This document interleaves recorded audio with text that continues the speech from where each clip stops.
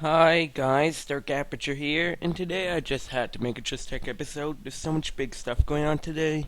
Microsoft E3, Sony E3, and there's iOS 7 as well. I know I've got a lot of Android fans here, but I might as well talk about iOS 7. So, I'm not going to go into any real detail. I'm going to have to look at it a little deeper first, and I'll have my whole video about that later. But I've got to say something about iOS 7. It's a real big improvement over iOS 6, that's for sure. Makes iOS remotely competitive with Android, which I like. But here's the thing. If you look at it, if you look around like 20 years back or so, Apple released System 7 for their Mac. Back then was a very different time. Steve Jobs wasn't in the company, and they were up against Windows 95, and Windows 95 was burning them. System 7 was a huge improvement over System 6 that made Mac competitive with Windows, but Windows was just so big at that point that they couldn't stop them, and they required a bold turnaround from someone in the company, or someone came to the company, from Steve Jobs to save them. Now I don't have a Steve Jobs. Maybe they do somewhere, but it won't be the same. But if you look at it, iOS 7 follows the same pattern. iOS 7 is after iOS 6. And there's a huge improvement that puts it competitive with Android 4.3 and the upcoming Android 5.0. But then it'll have to go up against Android 5.0, which will, if Google does it right, be just as smooth, just as easy to use, and far more robust. And despite being competitive now, they won't stand a chance. And Apple will start to really feel the burn. They really will. It's the Apple cycle, guys. Apple finally realized that they needed to change something, and Johnny Ive did it well. But I think it might be too late at this point. If they had done this sort of thing before Jelly Bean came out, that would have saved them, because Jelly Bean was really the breakthrough point for Android, in my opinion. It really caused everyone to start really loving Android over iOS, and when to start coming over, and all the iOS fanboys seemed to dry up. Now everyone just hates on Apple. So this is a too late point, if you know what I mean. Alright, enough of that. Now on the Microsoft E3 and the Sony E3. Before you begin, I think Microsoft E3 was really good. They showed games. Plain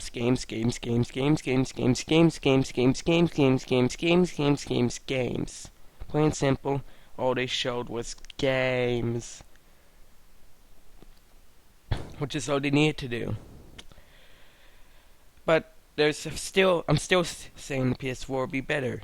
For some simple reasons. Well, first of all, the PS4, it's been confirmed that it won't block used games and won't have any online DRM. Well, I'm pretty sure people are complaining that the Xbox One does have that. It's also $100 cheaper. And finally, which is the biggest reason, Microsoft practiced some contraband business practices, if you will. I don't know how to describe it, but they were paying third-party publishers to not show their PlayStation 4 games.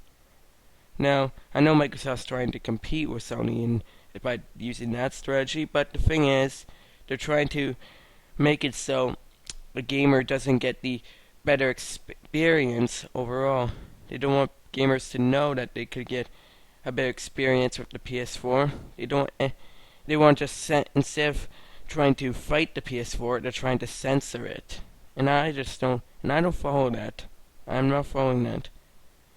Yeah, I won't support Google either, cause they did block the presentation editing for Google Docs and IE10.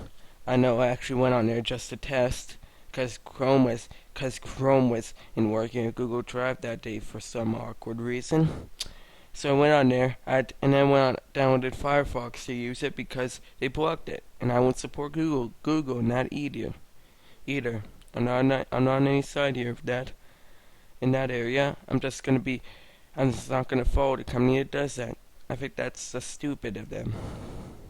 Cause, because I'm gonna bring this to you.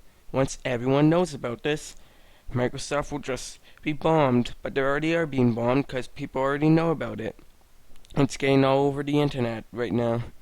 So, right now, unless Microsoft really makes a bunch of conferences showing, or a bunch of trailers for, or insane gameplays for awesome Xbox One games, and they really just come clear on the how powerful the graphics card on the Xbox One is, people are leaning towards PS4 still. The Xbox One E3 conference in full, and IGN more dislikes than likes. It wasn't because of IGN. They did the same thing for Sony and I got more likes and dislikes. So it's pretty clear where this is headed. Unfortunately for Microsoft, they just couldn't. They just didn't do it enough for E3. They really have a bunch of good games though right now, but I'm pretty sure many of those games will come out for the PlayStation 4 as well, which really does turn people off. Now, Sony, I'm yet to see both the full both of these three conferences, but I'll say right now, Microsoft did have a better E3 conference, but it was only slightly better in some ways. But that was only because they had all the money in their pocket, and Sony was trying to keep all the money in their pocket. Stone's bribery is not something you support. If a company does it, just try to make them feel the pain for it. Just wow, Microsoft. You should have just won that. You should have just tried to win it on your own skill at making an E3 conference alone, rather than just letting Sony, or just blocking out Sony from being able to make a great conference for their gamers. And then they still made a great conference. So your plan failed, Microsoft. Your plan backfired on you. Now comes the part where the facts go viral, and that's the real killer, right there, the real killer. I like the E3 conference, Microsoft. You did well, but at this point, it just may not matter. And once everyone knows that it was bribed, they bribed companies to not show PlayStation 4 games. Sure, Microsoft fanboys will come up with some way to defend it, but eventually they won't be able to. And at that point, it's completely done. There's a glimmer of hope right now, but it might be done. Xbox One might become the next Dreamcast for all we know. It might be a great system with great games, but it only won't be able to best the PlayStation. That's pretty much all I have to say. Subscribe to Dark Aperture if you like this, and goodbye.